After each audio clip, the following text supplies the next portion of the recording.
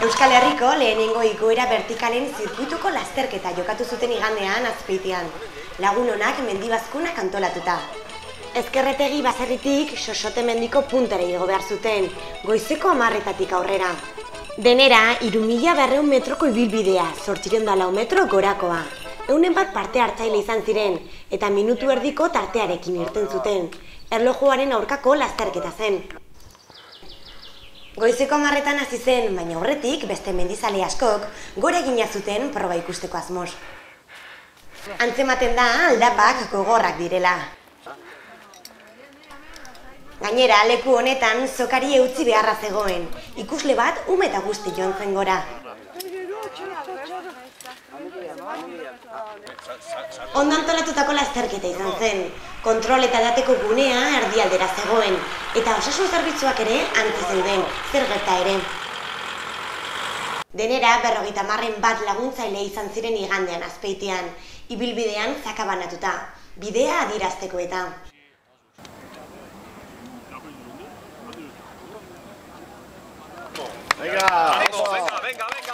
Txandaka atera ziren parte hartzaileak, eta hauek izan ziren toki honetatik, pasatu ziren aurreneko gizonezko eta emakumezkoa.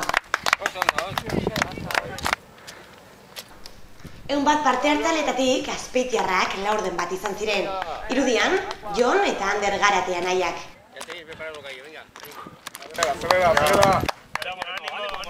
Hemen beste azpeitiar bat, Aritz Iturbe.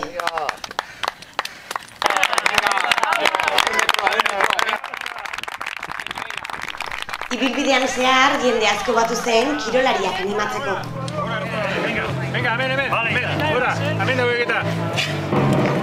Bukaera partea, San Inazioren estatotik ikusita, eta azkeneko metroak. Gora eta gora, 3200 metro egin ostean, San Inazioren estatuan zuten helmuga, Xosoteko gainean, antza zeukaten azken kontrola. Gustura bukatu zuten zuzenien probako antolatzaileak. Bueno, aurtengo lehenengo zubida vertikala egin dau, eta bueno, hemen erten die, 106 laguntzo den apuntaute, eta bakarren bateko onena faltatzen etortzia, eta bestelatanak etorri die. Hiru oso ona, antolakuntzaletik, ondo, laguna mendibazkuna jardun du, lan hauek egiten, eta gero aparte ere, udala aldetik laguntza ondila egiten du, eta baita, bueno, patrozinadore guztiek, eta danak inoko guztua gaude. Euskal Herriko igoera vertikalen zirkuitua, Azpeitikoak eta beste bi probak osatzen dute. Atzondokoak, ekainaren 21 izan zen, eta Uharte Arakilgoak, irailaren 20 izango da.